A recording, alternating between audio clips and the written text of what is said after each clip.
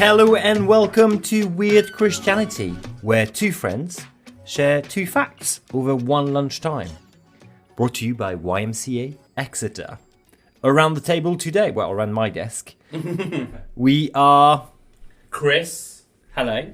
The Chris, not Christ, just No, Chris. just Chris. Just yeah, Chris, sorry, just Chris. Yeah. Let down, I know. Let down, yeah, just Chris.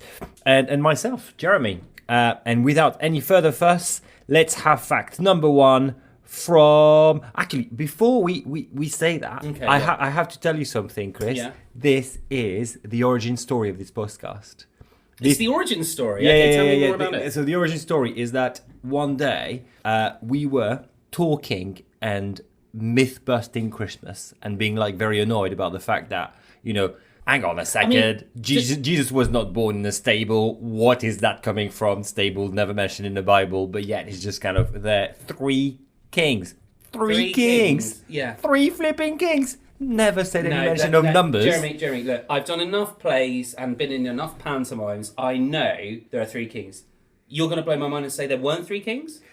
That's one of my facts. But we'll start with yours. Okay. Because I believe that yours blew your mind. Well, yeah, because we keep on hearing the 12 days of Christmas, right? Now, I count myself as an average Englishman. Yeah. We'll move on. But when anyone says the 12 days of Christmas, what comes to my head is, on the first day of Christmas, apologies for that, but it comes from that. That's when someone says the 12 days of Christmas. So it's like, okay, let's look this up. And then actually... The song. I thought originally the song, but then I went down the rabbit hole of actually there is another 12 days of Christmas. Okay, tell me more. So, the 12 days of Christmas starts from Christmas Day and goes all the way up to the 6th of January. Mm-hmm. Which Jeremy is humouring me here because the tradition and where he's come from, this is the thing. Whereas I was genuinely like, no, Christmas Day, Boxing Day, that's it, done and dusted. And then you've got New Year's Day, move on. But no, there genuinely is on the different days. There's different things that you celebrate. Obviously, we know about Christmas Day. I hope you know about Christmas Day. Obviously, we celebrate the birth of Jesus. And, there's gift giving, family gatherings. Hang on a second. So that means that when you do the nativity thing, in your house, you should only put Jesus on the 25th, not before. So if you put it before... Do you know what? Yes, actually, I have to say, particularly with my mother-in-law, that actually genuinely happened. I was like, oh, and she explained the whole thing of, born Christmas Day. So we set the whole nativity up. My kids were really excited, but then went, where's baby Jesus? My mother-in-law explained, and I learnt then, oh yes, Christmas Day. And it was a really special moment because you could see the nativity, but Jesus wasn't there yet. And then Christmas Day, it's a little kind of, not a ceremony, but a little thing, we put out Jesus there. And that was great. Christmas Day. So the next day, the 26th, we typically call it Boxing Day, but actually it's St. Stephen's Day. Now, correct me if I'm wrong, Jeremy, most, if not all the days in France have saints attributed to them, is that right? Yeah, more than one, most of them. More than one, most of the time. So this is probably nothing new for you, but for me it's like, oh, okay. So unless it's the 1st of May, and there is no saint for the 1st of May that's mentioned in your calendar, because it's a day of the worker. So this is probably not new for Jeremy, but for lots of people, St. Stephen's Day, but most of us know it as Boxing Day. And this honours the first Christian martyr, I didn't know this, the first Christian martyr, St. Stephen, which would make sense, wouldn't it, being St. Stephen's Day. And in the UK and other days, it's often a day for charity and giving to the less fortunate. So exactly. I think this would be in the... Empty boxes. Yeah. So that's when English people give empty boxes... To the poor. To remind them. Moving on. It didn't mention that in my research, Jeremy.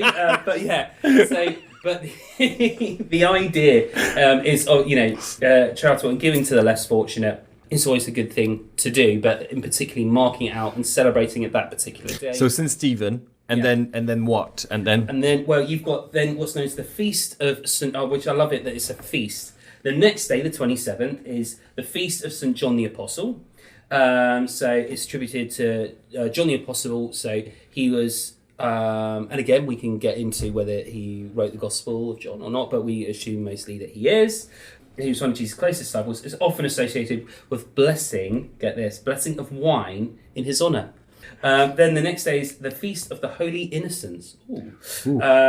This is the 28th. This Sunday remembers the baby boys, so it's kind of dark, the baby boys who were killed by King Herod in search to destroy the newborn King Jesus. That's quite dark. Wow, that's very dark indeed.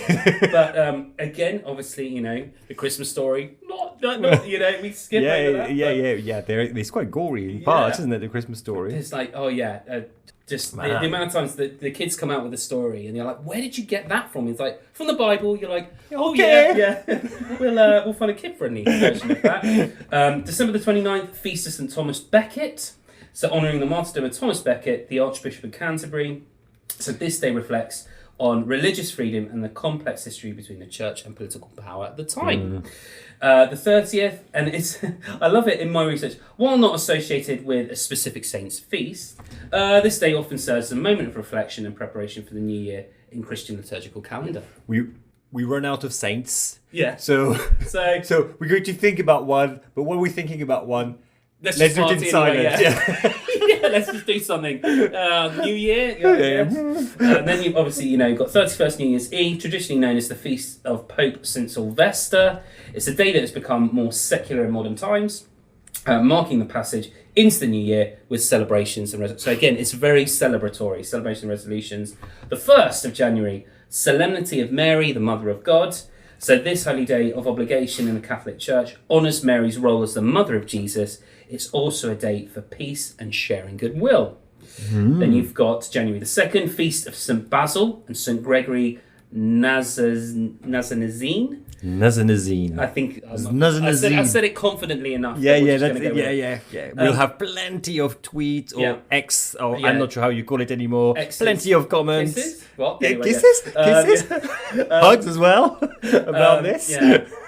So two important church fathers are commemorated, often celebrated by the Eastern Orthodox. So it's more the Eastern Orthodox Church, but again, if we're doing it, let's do it properly. Just gonna embrace every part of Christianity. So the 3rd, some traditions mark this as the feast day of the Holy Name of Jesus, though it's not universally recognised on this day across all denominations, but it's there.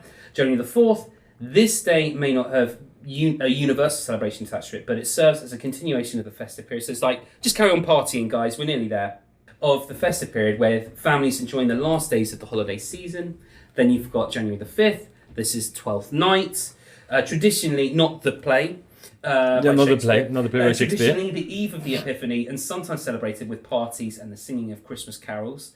Normally, at this point, I will say in my family, it's like, no, Christmas Day's done. You don't sing carols anymore. It's over. Go away. It's also a time when some people take down the Christmas decorations as per tradition. Then you've got January the 6th, which is the climax of the 12 days of Christmas, the Epiphany, also known as Three Kings Day in many cultures, and is celebrated with many various customs around the world. Yeah, it is my favourite of all celebration around Christmas, because so in France we have Christmas Day, very big. We don't have Boxing Day. We don't box people. We accept anyone. Cool. I do like. We don't put people in the box. Anyway, we do celebrate Christmas, but on the 6th, very important, is the day we eat a special cake. There is a special cake, and in it we have a little statuette, usually representative of someone like a shepherd or Joseph and Mary, and it's put in that cake before it's baked. It's usually made out of marzipan. It's baked in the oven. And then the one that has that in their slice becomes the king for the day. Oh, yeah. And that's so cool. And the way it's distributed, so it's a very children-friendly thing. So my children really love it. The children have to go on the table, and the youngest child begins and says, "Oh, this one is for this person, and this one is for this person." So they choose who it goes. Storytelling kind of thing as well. No, it's not storytelling. It's just they're under the table. They don't know who the slice of cake goes to. So that is totally random. So they can't choose which slice of cake they have. They can't see. Oh, hang on, there I see a little piece of blue coming out of that piece of cake. That one's for me. Type celebration. So they have to do it under the table. So it's just like it's the only day of the year where I sweep the kitchen floor. No, there is not. I I mean, that's a great tradition. I mean, that's kind of similar to like our lame version, which is the Christmas pudding. You know, and you put, was it like? Yeah. The tradition is you put a coin. Coin, Coin. 50 Yeah, pence yeah. piece, It's but like, it's not special. Yeah, it's not. Yeah, it's different. That's Yeah. for sure. Well, anyway, those were the 12 days of Christmas and what they actually are. And so, as I said, it's not about the song, although you're more than welcome to sing it. But now I know a bit more about. do you know that the song was meant as a game?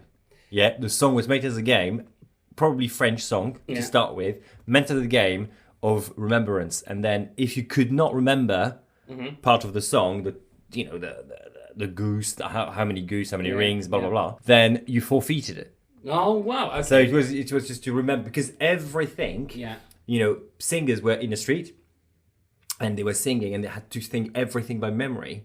Of course. So it was this game where just kind of two singers would come and by memory they would just kind of do this. So it is the origin is a bit murky, but that is one of my favorite origin story of that particular song. So 12 Days of Christmas, and the one I prefer the most is when they are so fed up of receiving so many weird presents that they are suing the guy.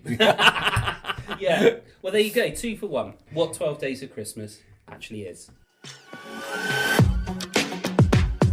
And fact number 2 is, and this is a spoiler alert. I'm sorry. Children, put your hands on your ears.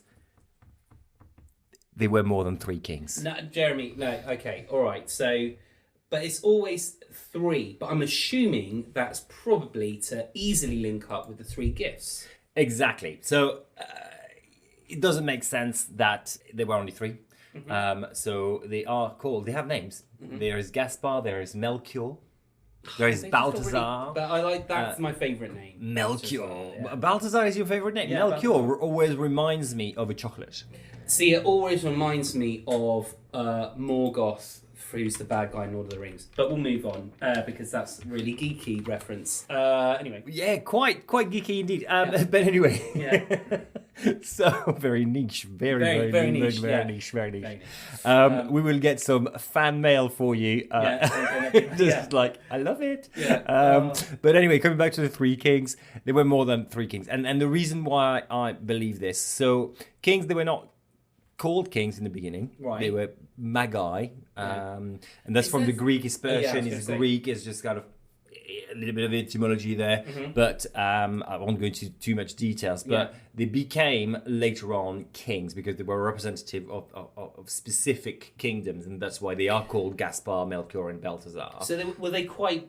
The indication then is they were quite wealthy. The indication is that I think it became that they became quite wealthy. Okay. I mean, just came with gold, just I kind mean, of myrrh and like, incense, and they were quite, expensive things. Yeah.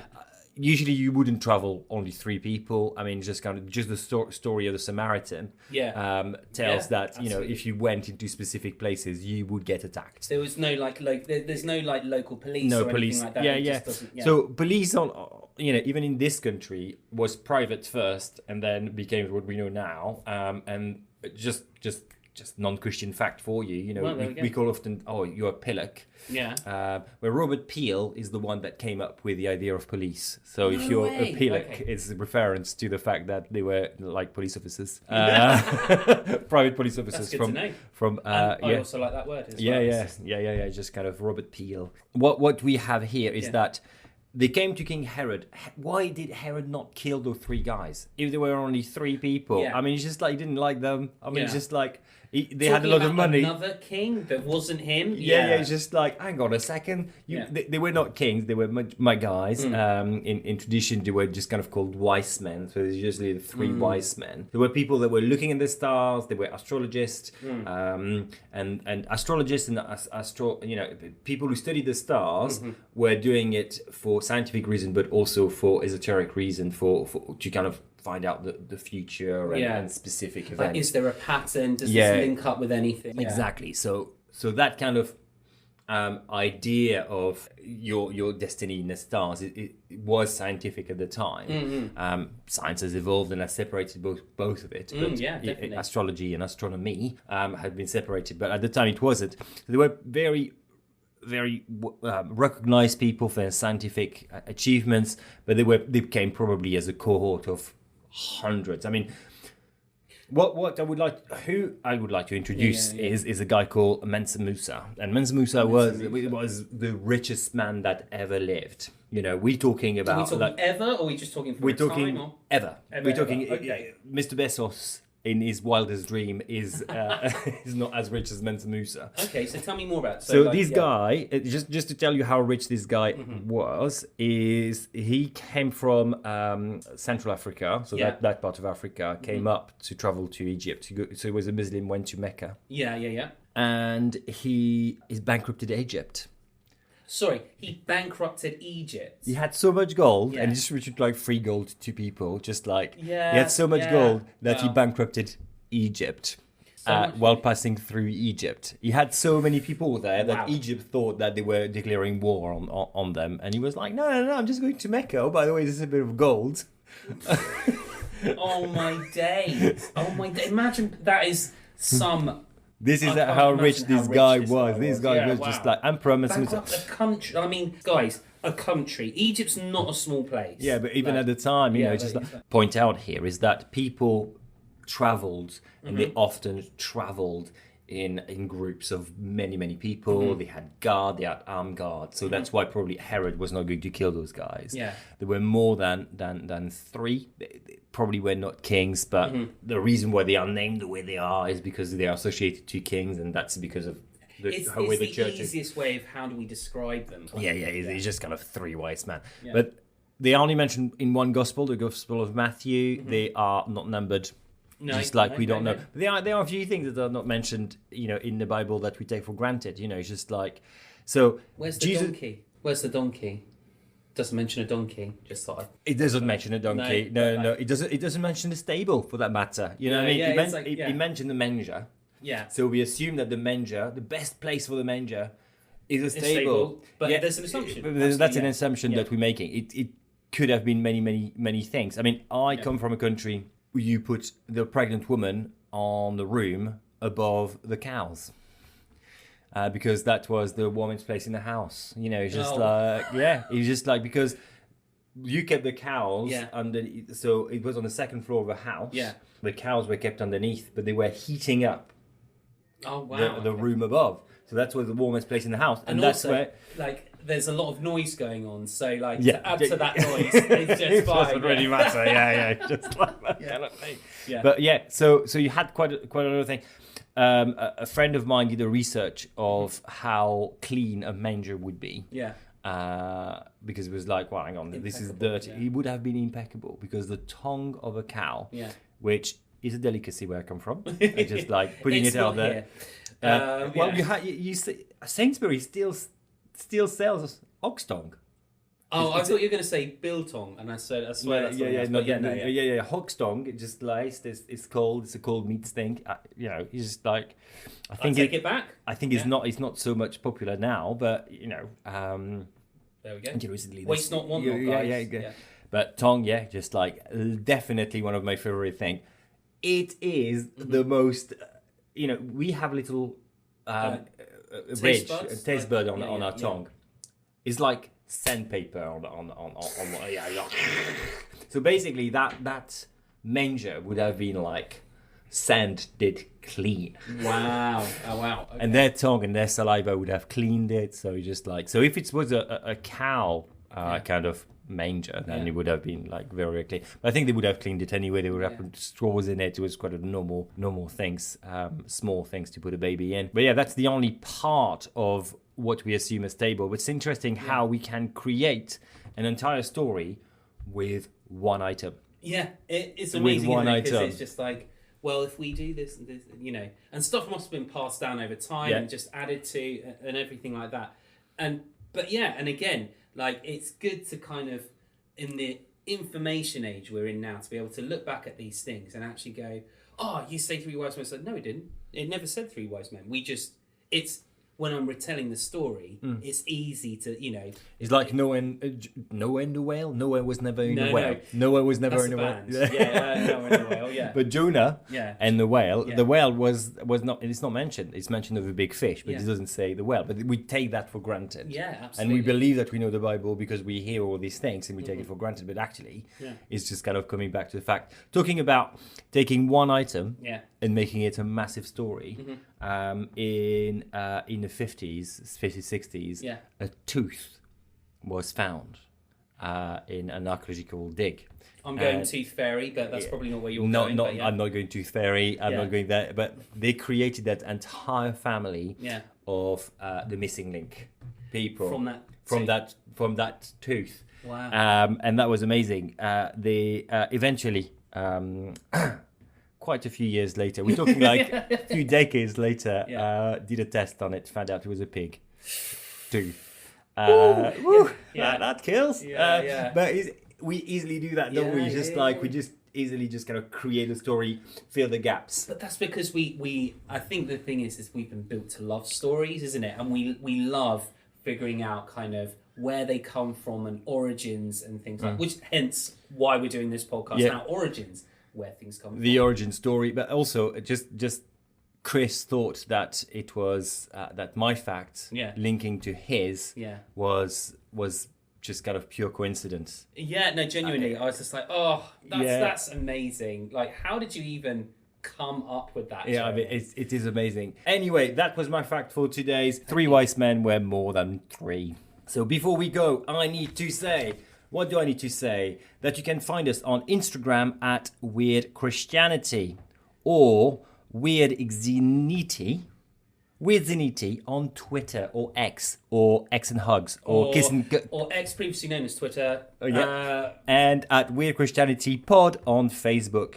Please don't forget to subscribe on your favorite podcast provider. And don't forget, you can find out more about YMCA Exeter at ymcaexeter.org.uk or find us on social media at YMCA Exeter. Thank you for listening. And happy Christmas! Happy Christmas! Goodbye!